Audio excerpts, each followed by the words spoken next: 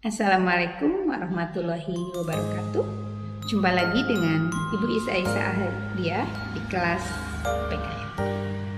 Para peserta didik, pada kesempatan kali ini kita akan membahas materi bab 5, yaitu tentang integrasi nasional dalam Bhinneka Tunggal Ika. Materi yang akan kita bahas, materi pertama yaitu kebinekaan bangsa Indonesia.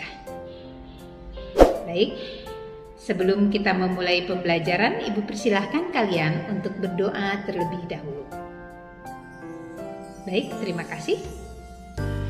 Kebinekaan bangsa Indonesia ini menurut arti multikulturalisme dan pluralisme adalah kesediaan untuk menerima keberagaman. Ya, keberagaman suku, kemudian agama, ras, kemudian kehidupan ipolik sosbudhankam dalam masyarakat. Kemudian semboyan Bhinneka Tunggal Ika. Tentu kalian ingat ya, atau paham tentang semboyan Bhinneka Tunggal Ika, di mana semboyan Bhinneka Tunggal Ika tertulis pada kaki lambang negara kita, Garuda Pancasila. Semboyan ini pada awalnya ditemukan dalam Sutasoma karangan Empu Tantular pada masa kerajaan Majapahit pada abad ke-14. Kata Bhinneka artinya beragam, kata tunggal artinya satu, dan kata Ika berarti itu. Bila disatukan, semboyan ini memiliki arti berbeda-beda tetap satu. Baik, semboyan Bhinneka Tunggal Ika ini mengingatkan kita bahwa meskipun masyarakat Indonesia beragam, pada hakikatnya semua warga negara Indonesia adalah satu. Satu kesatuan. Kondisi negara Indonesia memang berbeda-beda suku, kemudian berbeda bahasa, ya, kemudian daerah, berbeda adat istiadat serta berbeda agama. Keberadaan ini memerlukan alat-alat pemersatu bangsa. Selanjutnya, alat pemersatu bangsa itu terdiri dari, pertama ialah dasar negara kita. Dasar negara kita yaitu Pancasila. Kemudian yang kedua adalah bendera merah putih. Ya. Kemudian yang ketiga adalah bahasa pemersatu kita, yaitu bahasa Indonesia. Dan yang keempat, lambang negara berupa burung Garuda. Kemudian yang kelima adalah lagu kebangsaan Indonesia Raya. Keenam, yaitu lagu-lagu perjuangan bangsa Indonesia. Jadi kita sangat berbangga ya, karena kita memiliki alat pemersatu. Ya, yaitu tadi Ibu sampaikan dasar negara kita yaitu Pancasila, bendera negara kita adalah bendera merah putih, kemudian bahasa persatuan kita bahasa Indonesia, kemudian lambang negara berupa burung Garuda, lagu kebangsaan kita yaitu Indonesia Raya. Dan kita juga mempunyai lagu-lagu perjuangan bangsa Indonesia. Itu adalah alat pemersatu bangsa. Selanjutnya, dasar hukum Garuda Pancasila sebagai lambang negara. Di sini terdapat peraturan pemerintah nomor 66 tahun 1951 tentang lambang negara. Kemudian pasal 36A Undang-Undang 1945, lambang negara ialah Garuda Pancasila dengan semboyan Bhinneka Tunggal Ika. Kemudian Undang-Undang 24 tahun 2009 tentang bendera, tentang bahasa, kemudian lambang negara serta lagu kebangsaan. Ya.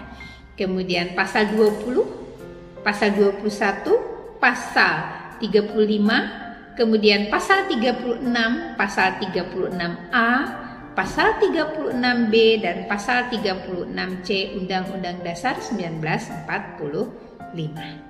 Itu adalah dasar hukum Garuda Pancasila sebagai lambang negara. Begitupun dengan bendera, bahasa, lagu kebangsaan dan sebagainya. Baik, kita lanjutkan posisi silang Indonesia. Nah, posisi silang Indonesia ini memiliki potensi positif dan potensi negatif. Posisi positif silang Indonesia dapat meningkatkan kesejahteraan bila posisi silang ini dapat menjadikan negara Indonesia sebagai pusat perdagangan internasional.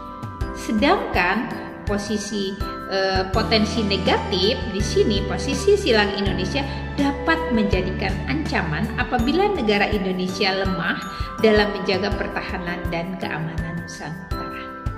Ya. Kemudian, namun tidak dapat kita pungkiri bahwa Indonesia merupakan negara yang rentan akan terjadi perpecahan maupun konflik, ya, yang disebabkan oleh keberagaman tadi. Kemudian yang keberagaman ini ada sejak Indonesia merdeka. Terjadi beberapa peristiwa, di antaranya yaitu konflik antar suku. Nah, ini kerap terjadi di Indonesia, baik itu di awal kemerdekaan sampai sekarang. Kemudian yang kedua, konflik ras atau golongan tertentu, ya. Yang ketiga yaitu konflik antar agama. Yang keempat yaitu konflik perebutan wilayah. Konflik-konflik ini dapat menyebabkan perpecahan dan akhirnya dapat merugikan seluruh rakyat Indonesia. Maka dari itu, peristiwa-peristiwa konflik yang pernah terjadi sebagai satu pelajaran agar tidak terulang kembali di masa yang akan datang. Ya. Selanjutnya, semboyan Bhinneka Tunggal Ika. Semboyan Bhinneka Tunggal Ika merupakan semboyan persatuan dan kesatuan dalam menghadapi keberagaman yang ada, haruslah dipahami oleh setiap masyarakat agar dapat menciptakan yaitu kehidupan yang serasi, selaras, dan seimbang di dalam masyarakat. Yang kedua, menciptakan pergaulan antara sesama yang lebih akrab. Dan yang ketiga, perbedaan-perbedaan yang ada di masyarakat tidak menjadi sumber permasalahan. Keempat, pembangunan dapat berjalan dengan lancar, ya. Jadi itu yang dapat kita ciptakan dengan adanya semboyan persatuan dan kesatuan. Selanjutnya, keberagaman masyarakat di Indonesia. Sebenarnya keberagaman masyarakat Indonesia ini dapat dimanfaatkan sebagai modal dasar dalam pembangunan bangsa. Oleh karena itu, perlu untuk memiliki sikap yang baik dalam menanggapi kebinekaan atau keberagaman yang ada di Indonesia. Seperti pertama, misalnya sikap yang mau menanamkan rasa persatuan dan kesatuan. Kedua, sikap toleransi dan juga menghargai antar golongan. Ketiga, mengenali dan juga mau menciptakan atau mencintai, ya, budaya dari daerah lain. Kemudian yang keempat, sikap tidak lagi memandang perbedaan sebagai sebuah penghambat. Dan yang kelima, sikap yang tidak mementingkan pribadi atau diri kita sendiri. Jadi sikap-sikap ini harus kita miliki dalam keberagaman di masyarakat Indonesia.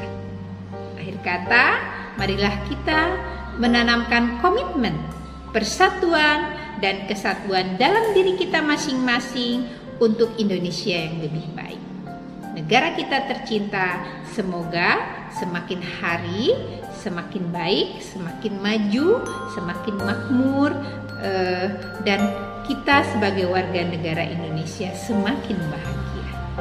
Demikian pembelajaran pada kesempatan kali ini. Semoga bermanfaat. Kalau ada pertanyaan, silahkan kalian tanyakan di kelas PKN. Demikian, billahi taufiq wal hidayah. Wassalamualaikum warahmatullahi wabarakatuh.